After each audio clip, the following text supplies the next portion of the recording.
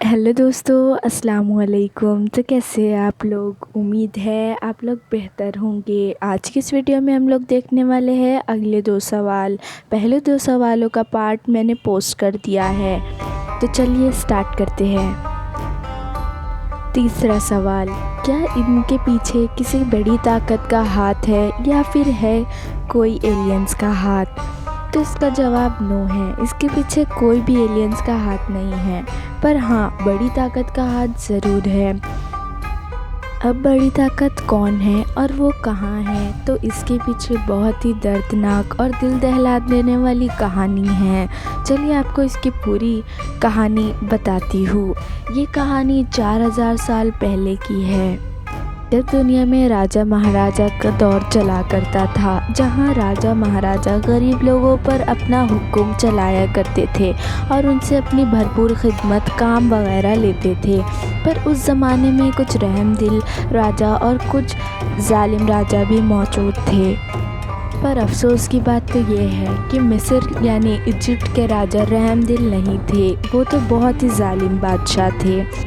पर ये बादशाह जितना जालिम था, उससे कहीं ज़्यादा होशियार, चालाक और पढ़ा लिखा था। ये बादशाह एक यहूदी था। जैसे कि आप जानते हैं कि बादशाह लोगों के की तरह अनोखे ख्वाब हुआ करते थे। ऐसे ही इस बादशाह का भी एक अनोखा ख्वाब था। इससे पहले इस बादशाह का नाम क्या था? इस बादशाह का नाम फ़िरौन था। इसकी हुकूमत बहुत बड़ी थी और सल्तनत भी बहुत बड़ी। इसके पास बहुत सारी ज़मीन मौजूद थी। बस ये चाहता था कि ये इस ज़मीन को डेकोरेट करे और आने वाली नस्लों को अपनी ताकत के बारे में बताए। जैसे कि मैंने आप लोगों से कहा कि ये बहुत ही जालिम बादशाह था। इसके जुल्म की एक मिसाल ये भी है कि जब कभी इसके मुल्क में कोई लड़का पैदा होता तो ये उन्हें मार डालता, जो कि एक बहुत ही बड़ा जुल्म है। इसके जुल्म और गुस्से से लोग बहुत डर जाते थे। इसका हुक्म मान लिया जाता था। अब फ़िरौन ने पूरी सल्तनत में अपना पिरामिड बनाने का पैगाम भिजवा दिया और सबने इसका ये हुक्म मान भी लिया।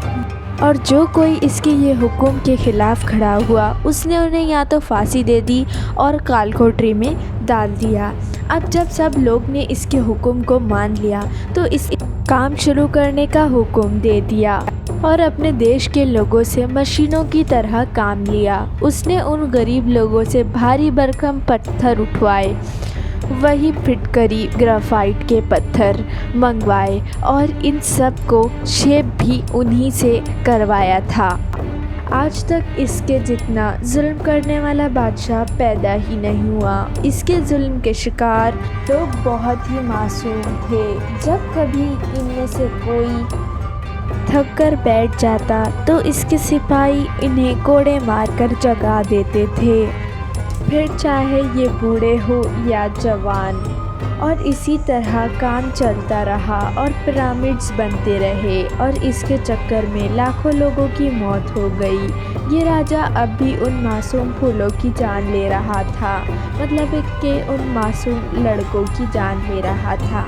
अब जब पूरे पिरामिड्स बनकर रेडी हो गए तो ये उन्हें देखकर बहुत खुश हुआ और उसके एवज़ फ़िरौन ने मासूम बच्चों की जान लेना छोड़ दिया।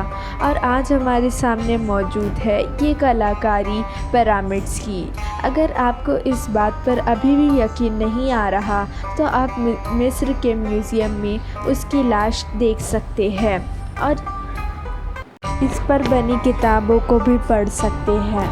खैर, उसने लास्ट में ये भी ख्वाहिश रखी थी कि जब कभी वो मरे तो इन्हीं पिरामिड्स में से एक में उसको दफन किया जाए, और वही किया गया था।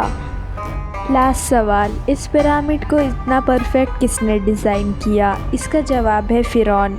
मैंने जैसे कि आपको कहा था कि वो एक इंटेलिजेंट बादशाह था पर जालिम भी था, तो उसी ने इस पिरामिड को डिज़ाइन किया था। तो आज के लिए बस इतना ही। जब तक के लिए अल्लाह हाफिज़। अगर वीडियो पसंद आई है तो लाइक कीजिएगा और मज़ीद वीडियोस देखने के लिए सब्सक्राइब कीजिएगा। जब तक के लिए अल्लाह हाफिज़। अपना ख्याल रखिएगा। Thanks for watching.